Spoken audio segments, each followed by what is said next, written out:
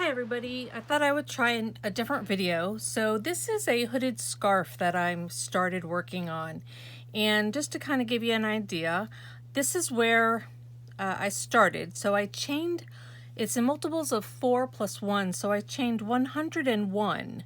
So this is the beginning portion of it, and then as you're working it, you're working the top and the bottom, so it builds from the center out, which is really nice because when you're using a variegated yarn, because I'm using a cupcake, but I've also used different cake yarns where it's already variegated. This is a really beautiful blue one that I made, and it just looks so pretty when you're doing it with a variegation, and it just works out really well, and it's balanced. Usually it's balanced, I should say. So when you chain the 100 plus 1, you want to make sure that your chain has no turns in it, and then when you bring it around and you slip stitch it together, before you slip stitch, you make one full rotation in that chain, and then you start working on the actual piece.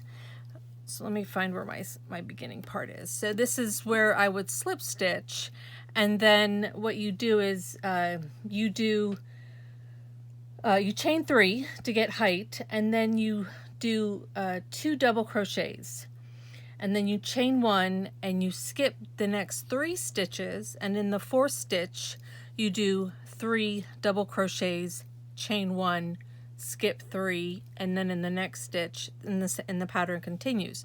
So these 3 are in one stitch. You can see that that's one stitch that cluster is built into.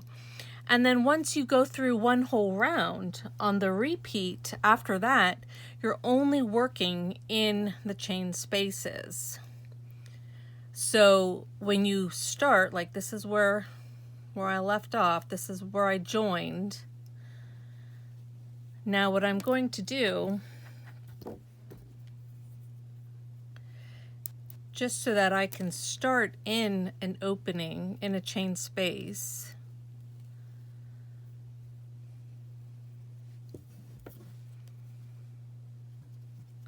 I'm going to slip stitch through this cluster,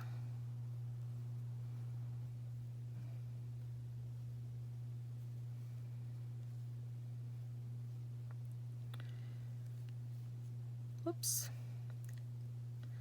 So now I'm in that cluster, and now I can chain 3 because I want the height for the double crochet, and then do 2 more doubles. This is only when you're starting a round, and then chain 1, and then you're going to skip the cluster, and then in the next chain 1 space you're going to do 3 double crochets, and then chain 1, and it's just going to repeat, and you just keep going until you have the width that you prefer. I wanted to be able to use it as a cowl or a scarf, as a hood. So I did mine 36 rows from the center point out, or 18 rounds, which is all the way. So you can see, starting here, when I go around this row,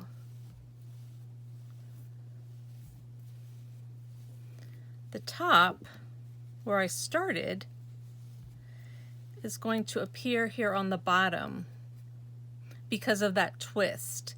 So then when you keep going, because that's only halfway, so now you're working the other half, and you can see that it's twisting here. So as you keep going, then it brings you back to the beginning. So then you would slip stitch, chain, after you put your cluster here, you would chain 1, slip stitch it into this cluster, and then as I started this row or this round, I slip stitched across the cluster, so I was starting in a chain 1 space. So this is really lightweight. This is like I said, it's a cake, so it's a 3. So it's lightweight yarn, which is really nice because I'm in Florida, so it's more of a fashion statement than it is for warmth. And we do get those chilly days, but not very many. And because I wanted it very light and very lacy and airy, I did use a very large hook. I used a 6.5 millimeter or a K, and this is the Boyd series.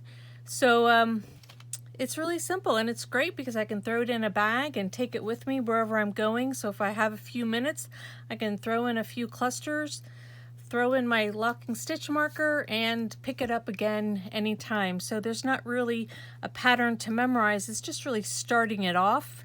That is where you need to concentrate a little bit because you need to count 3, you skip over 3 stitches, and then in that 4th stitch put the cluster. So I really love this pattern, and I think it's just very light and airy, and I'm excited. I can't wait for a cool day to come so I can wear one. Thanks for watching, and if you can, like and subscribe.